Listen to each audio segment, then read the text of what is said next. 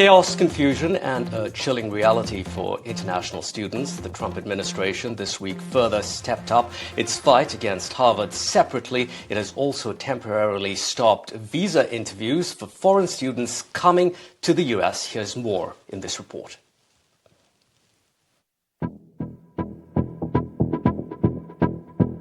Is the great American dream over? Well, for most international students, that seems to be the case, as the Trump administration is now wielding its most powerful tool against one of its most critical assets, international students.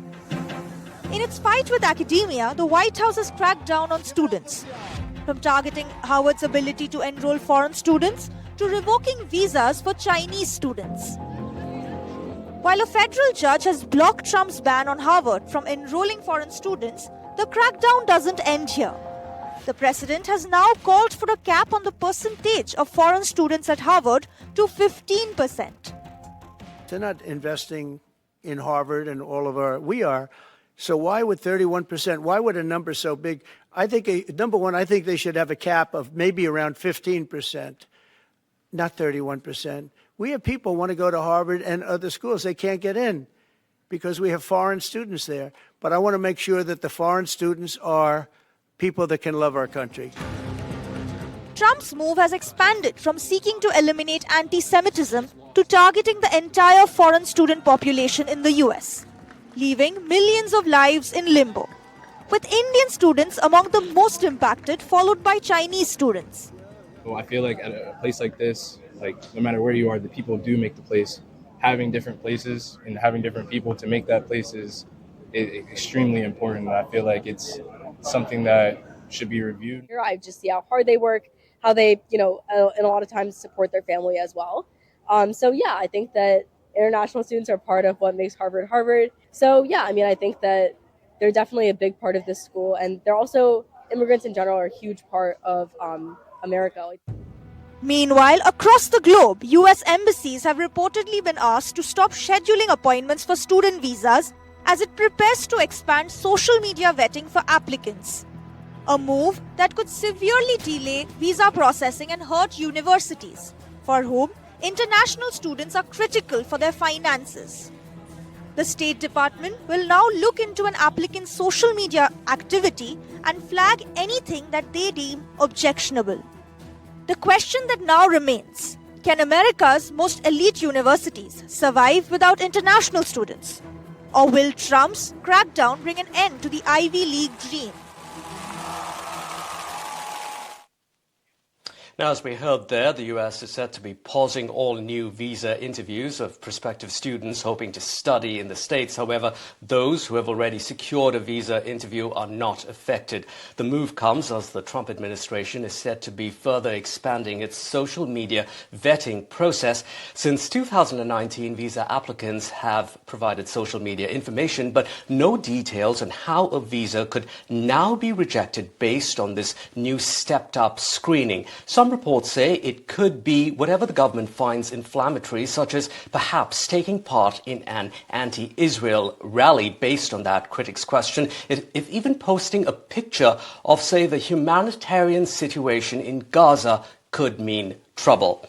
Let's get you more on this. We're joined by Jessica Ghilani, an expert at social media hygiene. She is with the Pitt Cyber Institute, which looks at cutting-edge cyber research at the University of Pittsburgh. Thanks very much, Jessica, for your time. Jessica, we are all guilty of this. We may often blindly follow others on social media. It's often, the spur of a moment decision. We may not even be thinking about whom we've exactly followed. What can someone do about those accounts we've kind of forgotten about, given you never know what might now be scrutinized in this new visa vetting process?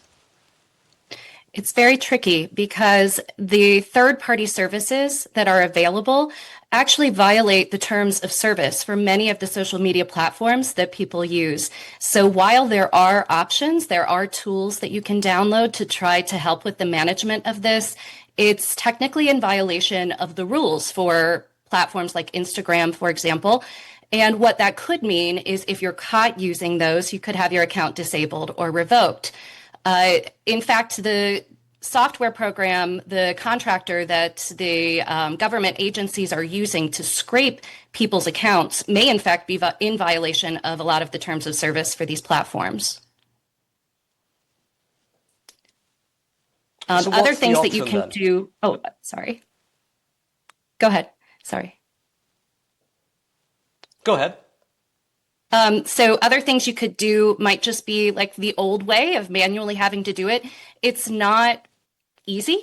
It definitely takes time. But if you're doing it, you know that you are doing it well.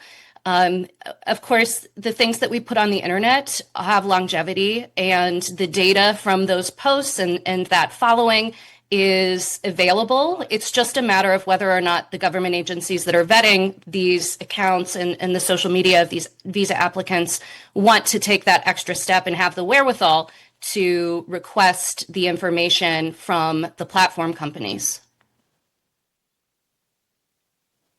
Okay. Now, Jessica, is there a way for a person to go back years and look at their every single action on social media? What if it's like something as simple as a like from several years ago, to say a picture someone may have kind of reacted to on a centuries-old map, perhaps from the Middle East? It's difficult because you can, other than doing it manually, there's not a way that is not violating the rules of a lot of these platforms like Facebook or Instagram and or X/Twitter, for example. I think, technically this is in violation of the First Amendment protections that do include visa applicants, but the administration seems eager to test the boundaries of the limits of those protections. So it does seem like the best course of action is to try to manually go through your account. Now, there are options for a lot of businesses to be able to manage social media through a program like Hootsuite, for example, but that's a paid service and it's technically only supposed to be for business accounts. So I'm not entirely clear if a personal account using that service would be in violation of it. And primarily those tools are used to schedule posts in the future, not necessarily to cull prior social media records from one's account. All right, and if a person's account, say, is put on a private setting on TikTok or Instagram, is there a way for officials to still scrutinize it? So technically, they actually issued guidance earlier this morning saying that if a person's accounts, their social media accounts are private, they want the Immigration and Customs officials to request that they make those accounts public for the vetting process. I'm not sure if they can require them to switch their accounts, but I think they are being encouraged to put a tremendous amount of pressure on people whose accounts are private.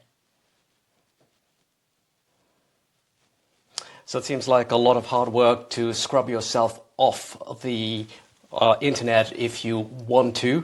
Thanks very much indeed for your time here. Jessica Ghilani joining us this morning on Washington Watch.